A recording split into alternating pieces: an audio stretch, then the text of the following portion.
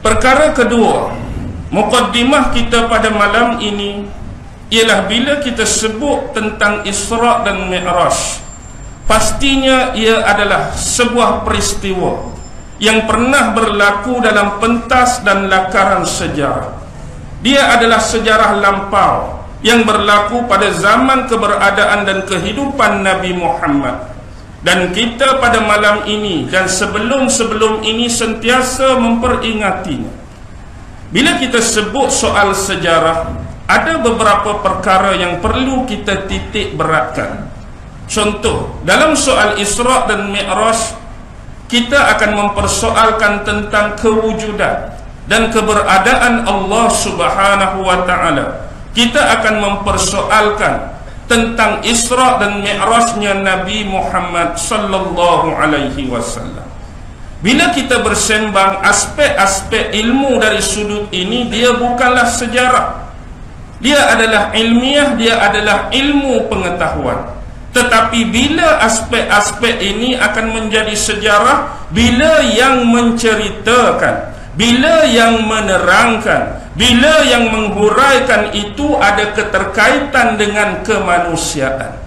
Ilmu tetap ilmu, tetapi bila ilmu itu dicerita, disyarah, dihurai oleh orang yang namanya manusia, yang pastinya perkara tersebut berlaku dalam ruang lingkup tempat dan masa, maka sejarah akan tercatat, sejarah akan lahir dan wujud. Dan inilah yang disebut sebagai sejarah.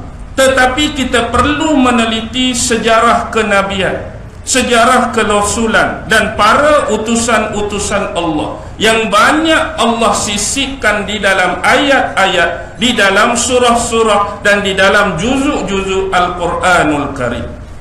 Bila melihat kepada semua peristiwa-peristiwa sejarah dan sirah sekalian para nabi dan rasul, tiga konten paling utama yang tak pernah dilupakan dan diabaikan oleh Allah Subhanahu wa ta'ala. Yang pertama, setiap kisah nabi dan rasul pasti ada persoalan tentang aspek akidah. Yang kedua, pasti ada persoalan tentang aspek syariat, hukum hakam, syariat dan perundangan Allah. Dan yang ketiga, pasti terikat dengan persoalan tasawuf, persoalan ihsan yang kita panggil sebagai adab, budi pekerti dan juga etika. Dan kita tidak pernah menafikan unsur-unsur cipisan lain yang Allah sisipkan di dalam Al-Quran tentang soal sains, tentang soal geografi, tentang soal matematik, tentang soal kebudayaan, tentang soal kenegaraan, bahkan setiap aspek bidang ilmu-ilmu yang lain disisipkan oleh Allah di celah-celah kepada tiga aspek penting ini. Bila melihat kepada keseluruhan kehidupan Nabi Muhammad sallallahu alaihi wasallam, kita seharusnya faham bahawa setiap perkara yang bergantung kepada tiga aspek ini tidak akan pernah mati, tidak akan pernah padam, bahkan dia sentiasa akan bergerak terus dan berlanjutan. Pelaksanaannya sentiasa walid sampailah bumi ini dimusnahkan dan dikiamatkan oleh Allah Subhanahu wa ta'ala, walaupun selepas kewafatan Nabi Muhammad sallallahu alaihi wasallam. Walaupun Nabi dah wafat, Nabi dah meninggalkan kita, aspek akidah, aspek syariah, aspek adab, ihsan dan tasawuf ini berjalan. Dia bukan mati, dia bukan berkubur sekali dengan kewafatan Nabi. Dan inilah yang ada dari sudut pandang dua kumpulan aliran manusia yang bergelar etis dan juga pendukung-pendukung sekularis. Orang-orang etis dan pendukung-pendukung sekularis selalu memaknakan kehidupan Nabi Muhammad sampai kewafatan beliau dari sudut yang berbeza. Dengan bahasa yang mudah untuk kita faham, di kalangan mereka tidak pernah menolak keberadaan Nabi Muhammad sallallahu alaihi wasallam. Mereka percaya Nabi itu wujud, Nabi itu ada. Nabi pernah dilahirkan di bumi Arab yang dipenuhi dengan manusia-manusia yang kufur, manusia-manusia yang hidup dalam kancah kejahiliahan. manusia-manusia yang rosak akhlak, adab dan budi pekerti mereka. Dan Rasulullah datang untuk merubah kehidupan-kehidupan tadi ke arah kehidupan yang lebih terurus di bawah agama yang disampaikan oleh Nabi Muhammad, yaitu Islam. Sama seperti yang kita rasai pada hari ini.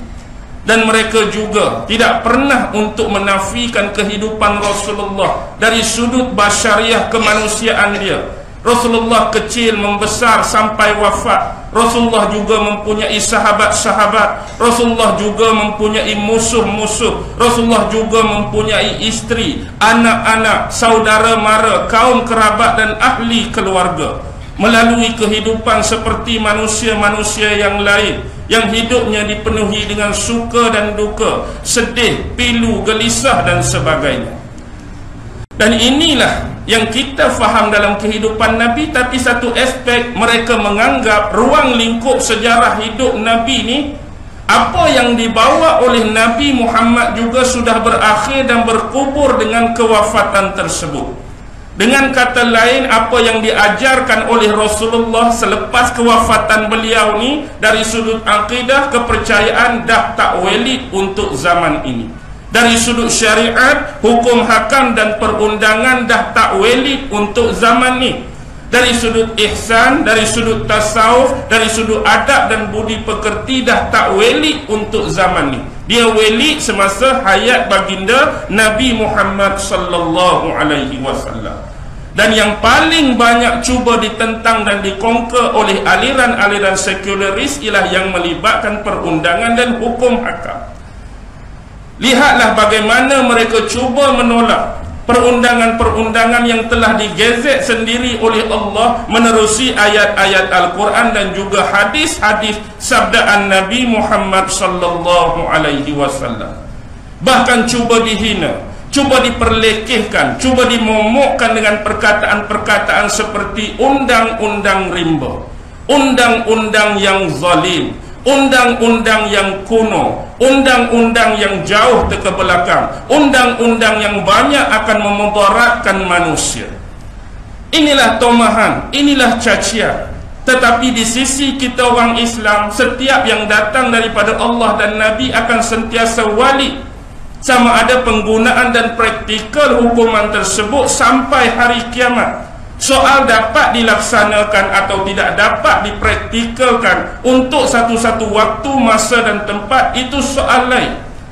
Tetapi adakah usaha manusia untuk mendarjat dan memartabatkan hukum Allah ini, atau sama ada kita masing-masing memilih berdiam diri? Ni bukan kerjaku, ni kerja orang-orang yang berkeahlian, yang berkelayakan dan ada prioriti yang lebih daripada kita. Tanpa kita memberi sokongan, tanpa kita memberi dokongan ke arah kebaikan untuk melaksanakan segala aspek syariat dan perundangan yang turun dan datangnya daripada Allah Subhanahu wa ta'ala.